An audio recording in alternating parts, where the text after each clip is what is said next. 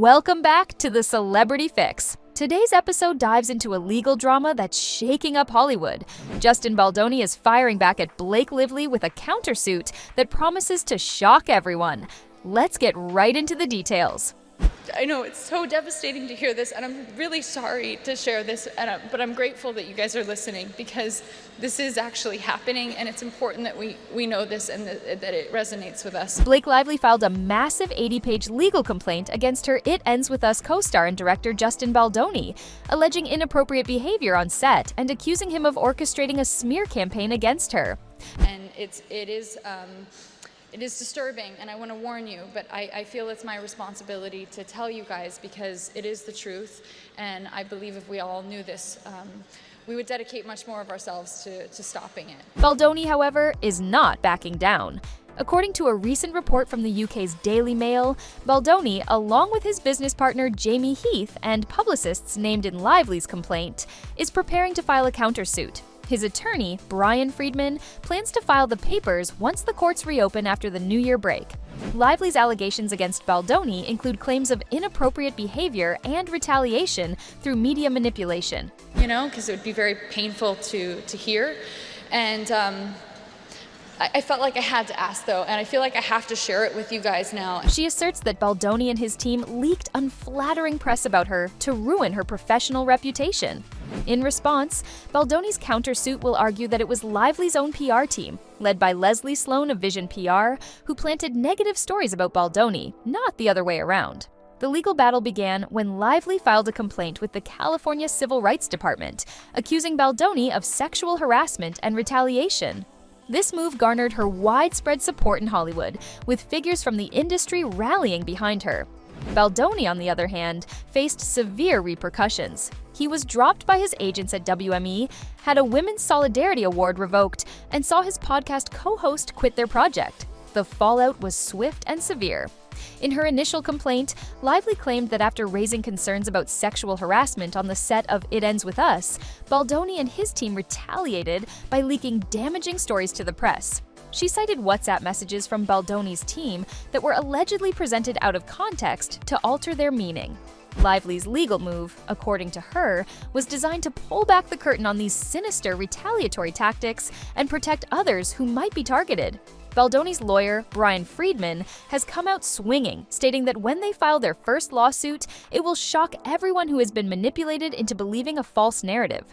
He promises the lawsuit will be supported by real evidence and will tell the true story, comparing the situation to what NBC tried to do to Megyn Kelly and Gabrielle Union.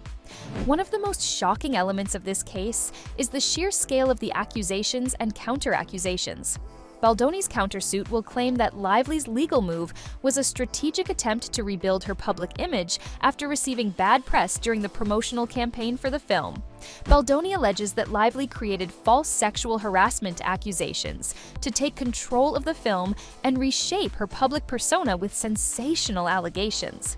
Baldoni has filed a lawsuit against the newspaper, claiming that its article titled, "We Can Bury Anyone Inside a Hollywood Smear Machine" was rife with inaccuracies and relied heavily on Lively's self-serving narrative. The Times, however, stands by its reporting, stating that the story was meticulously and responsibly reported, based on thousands of pages of original documents, including text messages and emails. In a detailed rebuttal, Baldoni's lawsuit contains pages of text messages that Freedman claims prove the messages published in Lively's complaint were doctored and manipulated. He alleges that the Times intentionally omitted texts that dispute Lively's narrative. For instance, Lively accused Baldoni and Heath of entering her makeup trailer uninvited while she was undressed, including when she was breastfeeding. Baldoni's suit presents a text message that appears to be from Lively inviting Baldoni into her trailer, suggesting a different story. Lively's attorneys have filed a federal complaint, and they look forward to addressing each of Wayfarer's allegations in court. Baldoni's team maintains that Lively, her team, and the New York Times engaged in a vicious smear campaign to revitalize Lively's floundering public image and counter criticism from the public. In a further twist, Lively's legal team has accused Baldoni's side of trying to discredit her through fabricated evidence. They argue that the text messages presented by Baldoni's lawyer are taken out of context and do not represent the full story. Lively's team is adamant that the truth will come out in court and that Baldoni's attempts to paint her in a negative light will ultimately fail. Honoring and acknowledging women, but acknowledging the issues that we all need to be talking about. I'm just so grateful to be in the company of all of the women being honored here today. One major aspect of the case that has drawn significant attention is the involvement of high-profile publicists and PR teams. Leslie Sloane, head of Vision PR and Lively's representative, has a reputation for being a fierce advocate for her clients. Her involvement suggests that Lively is not only fighting a legal battle, but also waging a war in the court of public opinion.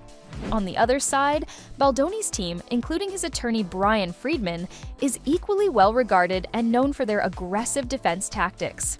The role of the media in this saga cannot be overstated.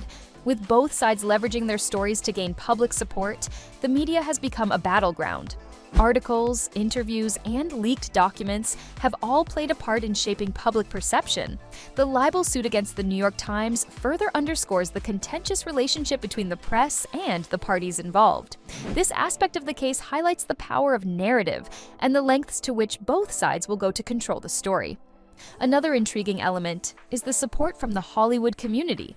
When Lively first filed her complaint, she received overwhelming support from fellow actors, directors, and producers. This support was seen as a significant factor in her favor, as it put additional pressure on Baldoni and his team. However, as more details emerged and Baldoni's countersuit came to light, some of that support has wavered. Industry insiders are now more cautious, waiting to see how the legal proceedings unfold before taking sides. The allegations of sexual harassment and retaliation are particularly serious and have broader implications for the entertainment industry. The #Sign Me Too movement brought to light numerous cases of abuse and misconduct, leading to increased scrutiny and calls for change. Lively's allegations, if proven true, would be another high-profile example of the need for ongoing reform in Hollywood. Conversely, if Baldoni's countersuit succeeds, it could raise questions about the potential for false accusations and the importance of due process.